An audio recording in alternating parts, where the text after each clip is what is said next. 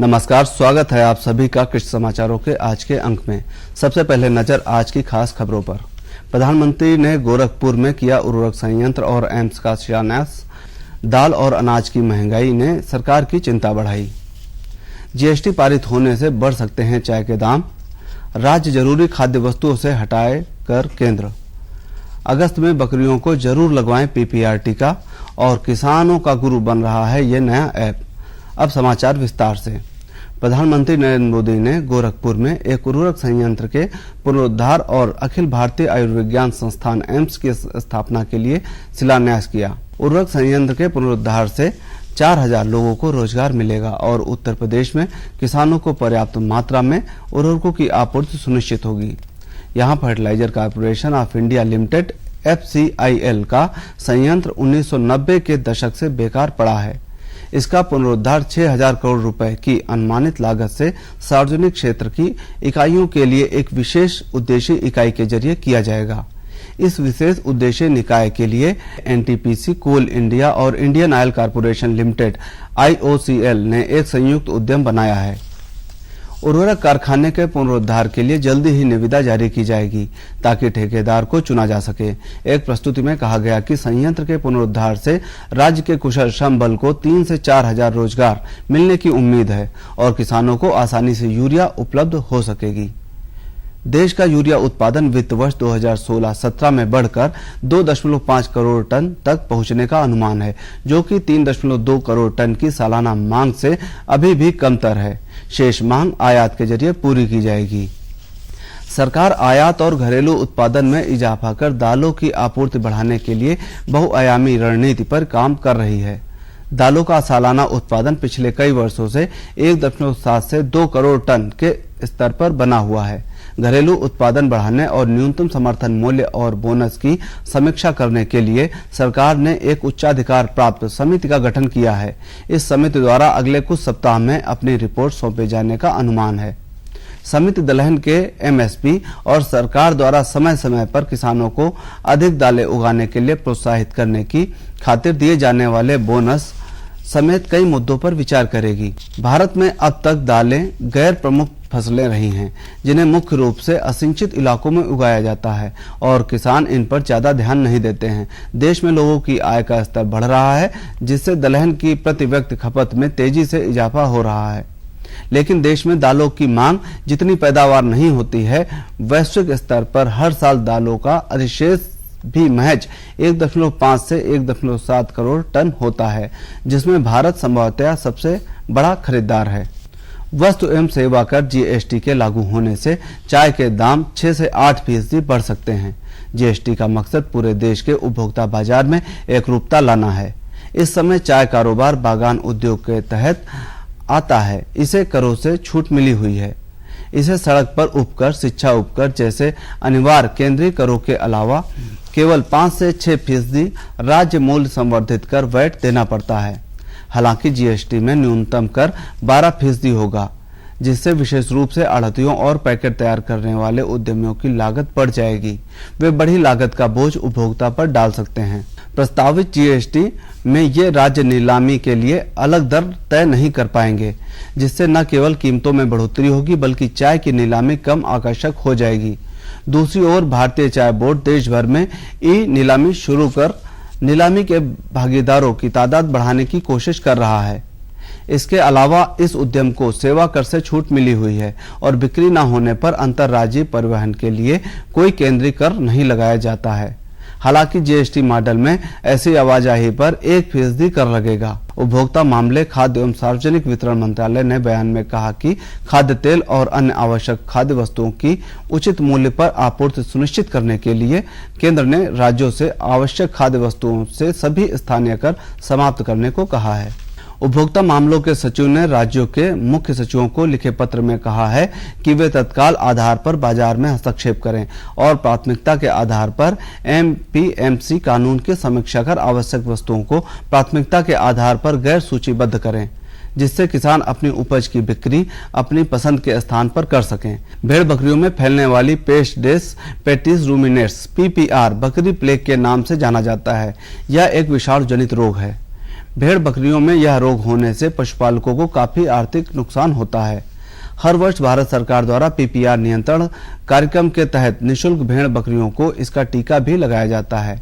उत्तर प्रदेश पशुपालन विभाग के उप निदेशक ने बताया कि अगस्त के शुरुआत में इस अभियान को शुरू कर दिया जाएगा। बदलते मौसम में भेड़ बकरियों में यह बीमारी सबसे ज्यादा फैलती है। खेत में कब और कौन सी फसल लगाएं जिससे मुनाफा ज्यादा हो, किसी सरकारी योजना का लाभ कैसे मिल सकता है, ऐसे तमाम सवालों को लेकर परेशान रहने वाले किसानों के लिए इफ्को का कॉल सेंटर और ऐप गुरु बन रहा है। इफ्को ने इस ऐप को पिछले वर्ष लॉन्च किया था। इसके माध्यम से किसान मौसम, मंडी भाव के साथ ही खेती से संबंधित हर जानकारी ले सकते हैं। ऐप सिर्फ खेती बाड़ी से संबंधित जानकारी ही नहीं देता, बल्कि अगर कोई किसान अपने खेत से ही सामान बेचना चाहे तो उसकी जानकारी अपने नंबर के साथ ऐप में फीड कर सकते हैं। इसके बाद रजिस्टर्ड कारोबारी किसान से संपर्क कर उसका माल उचित मूल्य पर खरीद लेते हैं। कृषि समाचारों के बाद आइए अब जानकारी लेते हैं प्रदेश की प्रमुख मंडियों के ताजा मंडी भावों की।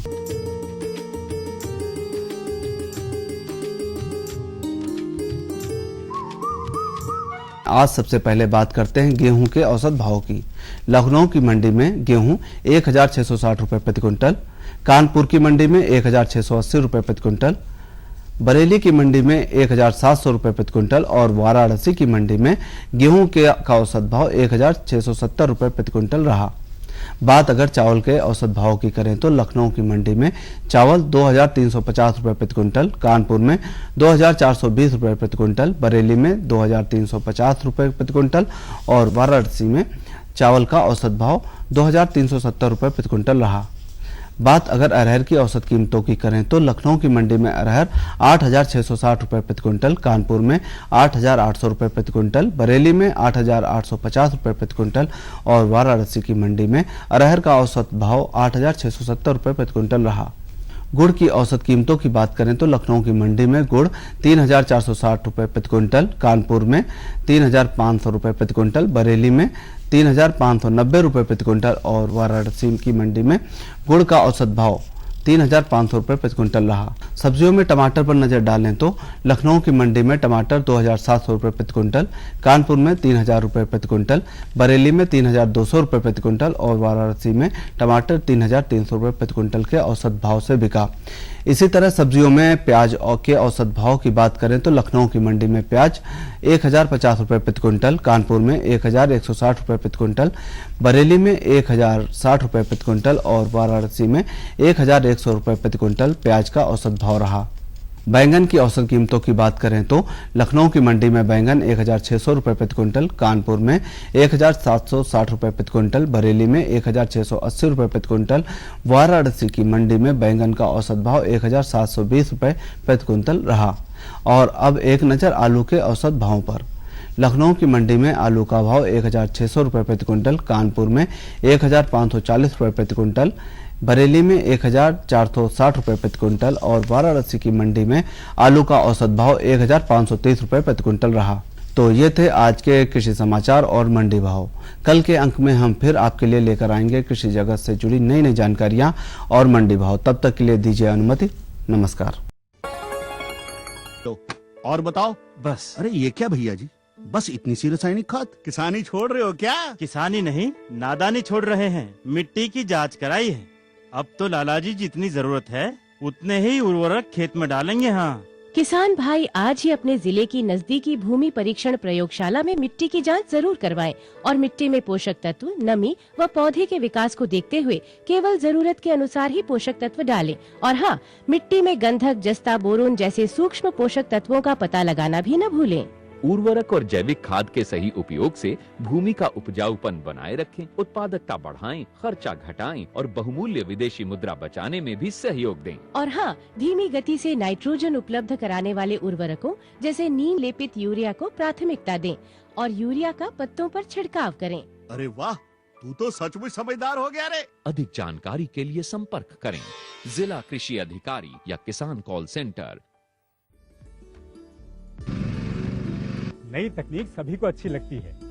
मैंने भी अपने खेत की तैयारी, बुआई, जुताई, गहाई वगैरह के लिए छोटी मशीनें अपनी जरूरत के हिसाब से खरीदी। मैंने अपने खेतों में मशीन का प्रयोग किया तो काम जल्दी और आसान हो गया। खेती में मशीनों के इस्तेमाल के बाद मुझे मिली भरपूर पैदावार और ज्यादा मुनाफा। छोटी मशीनें तो हमारी अपनी अपनी हैं, लेकिन बड़ी मशीनें हमने समूह बनाकर खरीदी। किसान भाइयों और बहनों, आप भी उन्नत मशीनों और उपकरणों की खरीद पर वित्तीय सहायता का लाभ उठाएं, अपनी आमदनी बढ़ाएं और खुशहाली पाएं।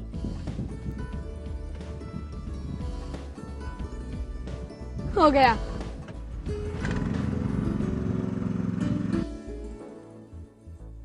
मैंने सोच लिया है, मैं तुझे कृषि का इंजीनियर ही बनाऊंगा।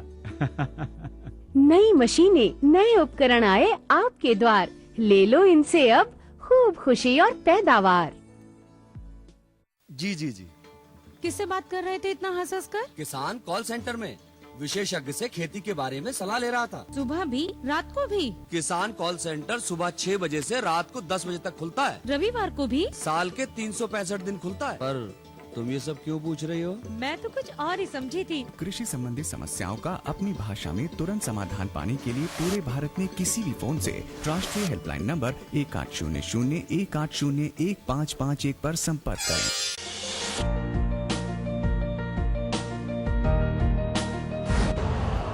यूरिया का स्वदेशी उत्पादन 70 लाख टन बढ़ाने के लिए 6 उर्वरक संयंत्रों का उद्धार किया जा रहा है। FCIL के गोरखपुर, सिंदरी, तलचर और रामागुंडम संयंत्र, HFCL की बरौनी इकाई और BVFCL की नामरू फोर्थ। सोने पर सुहागा ये है कि देश में अब बनेगा सिर्फ नीम लेपित यूरिया, क्योंकि इससे होगा किसानों का फायदा ही फायदा। अनाज का उत्पादन 10% तक बढ़ेगा। बढ़ेगी 10 से 15% नाइट्रोजन क्षमता।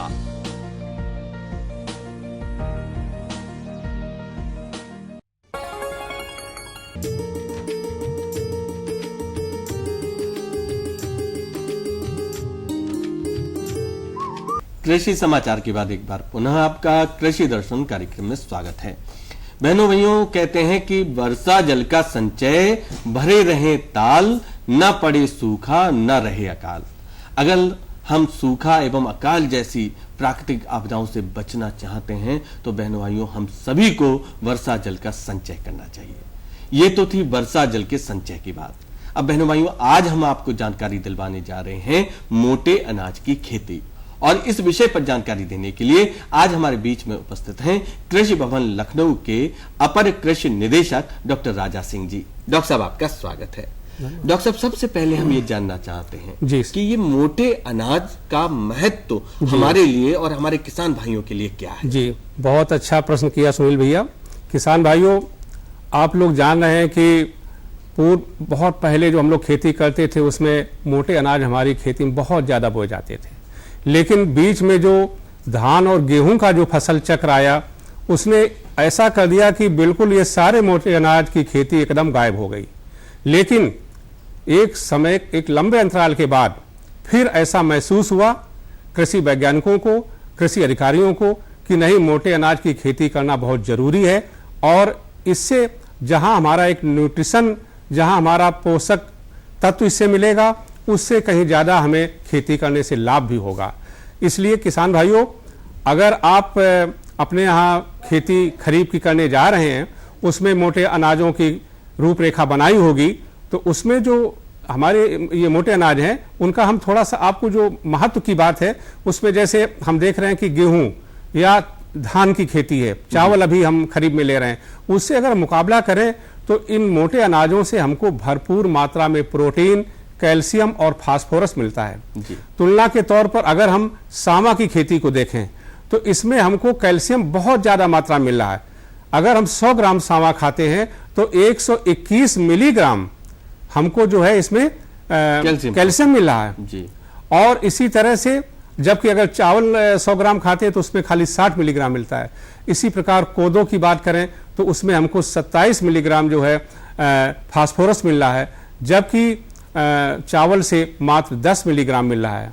तो ऐसे ही रामदाना है, जो रामदाना में प्रोटीन की मात्रा बहुत ज्यादा है, 10-12% प्रोटीन हमको मिल जाती है, और 6-7% इसमें जो है फैट, बसा भी मिल जाती है, जो कि और जो हमारे दूसरे तत्व अनाज हैं उनमें इतनी मात्रा नहीं होती है। इसलिए पोषक तत्वों के आधार पर अगर हम कहें तो इनकी खेती बहुत महत्वपूर्ण है, और ये अगर हम इसकी खेती करके इनका हम सेवन अपने दिनचर्या अपने दिन प्रतिदिन के भोजन में करते हैं तो हमारा स्वास्थ्य भी ठीक रहेगा और हमें इनसे लाभ भी प्राप्त होगा। अच्छा डॉक्टर साहब, एक बात यहाँ पर हम जानना चाहेंगे, जी। जब भी हमारे किसान भाई कोई फसल करते हैं जी। तो एक दिमाग में प्रश्न आता है, ये फसल हम क्यों करें? आपने स्वास्थ्य की दृष्टि से तो बता दिया, जी। अब अगर लाभ की दृष्टि से देखें तो हमारे किसान भाइयों को किस तरह से लाभ जी, हो सकता बहुत है? अच्छा प्रश्न किया आपने सुनील भैया। क्योंकि हम स्वास्थ्य के हिसाब से तो खेती करते ही हैं, लेकिन अगर हमें उसमें लाभ नहीं मिलेगा तो फिर खेती करना बेकार है। जो हमारा 2-3-4 साल से हम देख रहे हैं वर्षा कम हो रही है, ऐसी दशा में अगर हम इनकी खेती करते हैं, क्योंकि इनको बहुत पानी की आवश्यकता नहीं है, हल्की बारिश हो गई, एक आध बार बुआई हो गई, और ये हम देख रहे हैं ऊंची नीची जो हमारी जमीन है, नदियों के किनारे वाली जमीन है, वहां इनको हम बो देते हैं, तो उससे हमें अच्छा जो है भरपूर इससे उत्पादन मिल जाता है। कोई बहुत अधिक सिंचाई की आवश्यकता नहीं, कोई अधिक बहुत खाद की आवश्यकता नहीं, और कोई विशेष इस पर कोई और दूसरे भी मतलब ऑपरेशन या दूसरे भी कृषि कार्य ऐसे नहीं है जिन पे हम बहुत पैसा खर्च करें। तो ये हमारी जो है खेती शुद्ध, अगर इसका लाभ है वो अन्य की अपेक्षा ज्यादा मिल जाता है, क्योंकि लागत इसमें कम हो जाती है। इस तरह से भी किसान भाइयों ये खेती इसकी बहुत महत्वपूर्ण है आर्थिक दृष्टि से। अच्छा डॉक्टर साहब, अगर हम अपने प्रदेश की बात करें तो हमारे प्रदेश में मुख्य रूप से कौन कौन सी ऐसे मोटे अनाज की फसलें हैं जो हमारे किसान भाई करते हैं? किसान भाइयों, अभी हम लोग जो है हम भी और आप भी सब लोग जान ही रहे हैं, ज्वार बाजरा मक्का इसकी खेती खूब भरपूर होने लगी है, हो रही है। लेकिन ये जो है हमारे मोटे अनाजों में मोटे कहलाए जाते हैं, इनके दाने मोटे होते हैं, बड़े होते हैं, ज्यादा बड़े जी बड़े होते हैं, और इनकी खेती हमारे यहाँ हो रही है। लेकिन जो महीन दाने वाले मोटे अनाज हैं उसमें हमारा सांवा है, कोदो है, काकून है, इनकी खेती एक समय पहले बहुत होती थी। आज हम इन पर विशेष जोर दे रहे हैं इनकी खेती पर, और भारत सरकार की तरफ से भी एक न्यूट्री फार्म योजना चली थी जिसमें इन्हीं की खेती को बढ़ावा दिए जाने की बात थी, और ये कतिपय कुछ जिलों में चलाई गई थी। तो इस तरह से ये 3 हमारे जो हैं मोटे अनाजों में हैं, सांवा, कोदो और काकून। जी, जैसे कि आपने सांवा बताया, जी, तो हमारे जो किसान भाई सांवा की खेती करना चाहते हैं तो खेत की मिट्टी किस तरह से होनी चाहिए, किस तरह से वो खेती करें? किसान भाइयों, जैसा कि पहले हमने कहा था कि इन तीनों फसलों के लिए कोई बहुत अच्छी मिट्टी की आवश्यकता नहीं है। अच्छा। ऊंची नीची और कम उपजाऊ, उसमें भी इनकी हम खेती कर सकते हैं, क्योंकि इनको बहुत तत्वों की जरूरत नहीं है। तो कहीं भी किसी भी भूमि में इनकी बुआई कर सकते हैं, और बुआई करके उसमें खाली थोड़ा बस ध्यान ये रखना होता है कि अगर बरसात नहीं होती है तो फिर फूल आने की दशा में एक हम सिंचाई उसमें करना जरूरी हो जाती है। जी। अच्छा डॉक्टर साहब, क्या जैसे सांवा बताया आपने, तो क्या इसमें कुछ प्रजातियां हैं जिनका हम चयन कर सकते हैं? जी, सांवा जो है इसकी प्रजाति एक टाइप 46 है जो पूरे हमारे उत्तर प्रदेश में बोई जाती है, और 10-12 कुंटल इससे उत्पादन मिल जाता है। इसके अलावा भी और कुछ प्रजातियां हैं, लेकिन हमारे जो प्रदेश में है इसी की जो है खेती ज्यादा होती है। इसलिए किसान भाई कोशिश यही करें कि इसी खेती का जो है प्रयोग करें और इसी प्रजाति की बुआई करें और इसी से अपना उत्पादन प्राप्त करें। अच्छा डॉक्टर साहब, बीज दर वगैरह कितनी? जी, सांवा की अगर हम खेती करने जा रहे हैं तो उसमें किसान भाइयों 8 से 10 किलोग्राम प्रति हेक्टेयर बीज पर्याप्त होता है, और इसको आप छिटकवा भी बो सकते हैं और लाइन में भी बो सकते हैं, और 2-3 सेंटीमीटर गहराई पे बोएं इसको। तो ये बुआई के समय ध्यान रखें। अच्छा डॉक्टर साहब, किसी तरह के रोग अथवा कीट तो लगने की संभावना क्योंकि अभी तो इस स्टेज पर बुआई की बात करेंगे, क्योंकि इनका जो बुआई का समय है, एक प्रश्न यहाँ पे हम और बताना चाहेंगे कि जैसे मानसून शुरू होता है, हमारे जितने भी मोटे अनाज हैं तो उन सब की बुआई मानसून के शुरू होते होते ही कर देनी चाहिए। ये बहुत किसान भाइयों, ये बहुत ही महत्वपूर्ण बात है।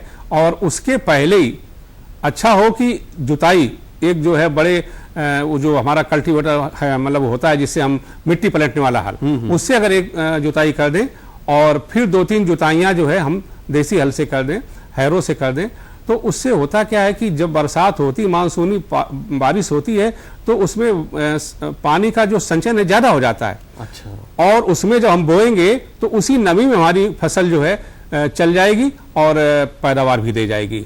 तो नमी संचयन की दृष्टि से हमें इस तरह की सावधानी इसमें रखना जरूरी होता है। जहां तक बीमारी की बात है, अभी तो हम ये बुआई करेंगे, इसके बाद फिर हम इसमें खाद, अभी खाद की बात भी थोड़ी कर लेते हैं। तो उर्वरक कौन कौन से हाँ जी, वैसे तो अच्छा हो कि हम गोबर की खाद या कंपोस्ट की खाद का प्रयोग करके इसका उत्पादन लें जी। लेकिन फिर भी अगर किसान भाई इसका और अच्छा उत्पादन लेना चाहते हैं तो 40-20-20 नाइट्रोजन, फास्फोरस और potash, 40 kilo nitrogen, 20 kilo phosphorus और 20 किलो पोटास, इतना जो है प्रति हेक्टेयर की दर से प्रयोग करें।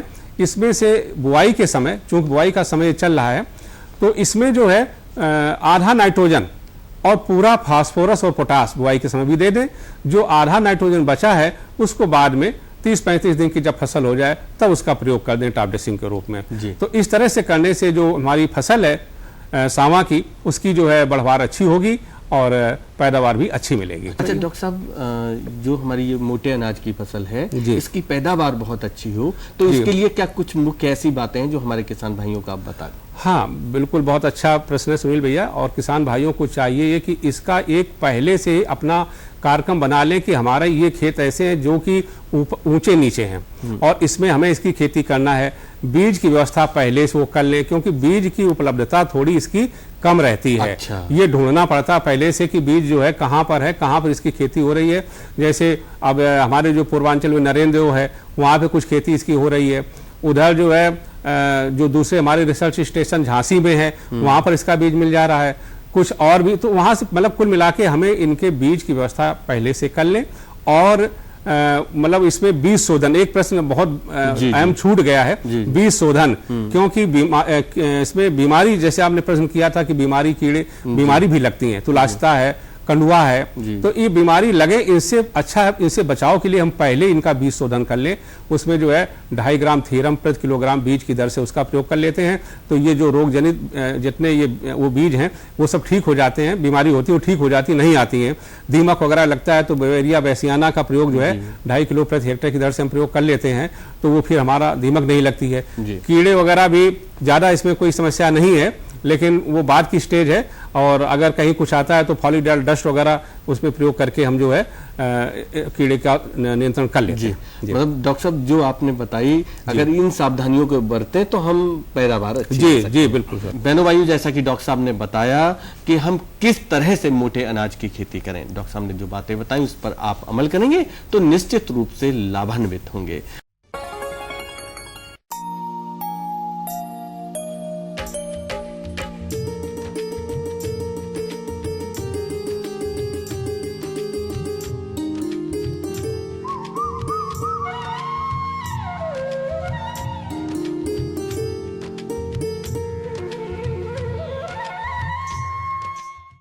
खेती की जानकारी के बाद प्रस्तुत है मौसम समाचार।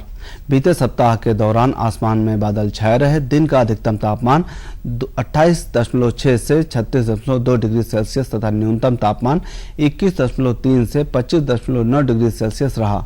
इस दौरान सापेक्षिक आर्द्रता 60 से 92% दर्ज की गई। सप्ताह के दौरान दिन में औसत 3.8 घंटे प्रतिदिन धूप खिली रही। हवा की औसत गति 6.4 किलोमीटर प्रति घंटा तथा वाष्पीकरण की औसत दर 4.4 मिलीमीटर प्रतिदिन रही। सप्ताह के दौरान पूर्वाह्न तथा अपराह्न को हवा भिन्न भिन्न दिशाओं से रही।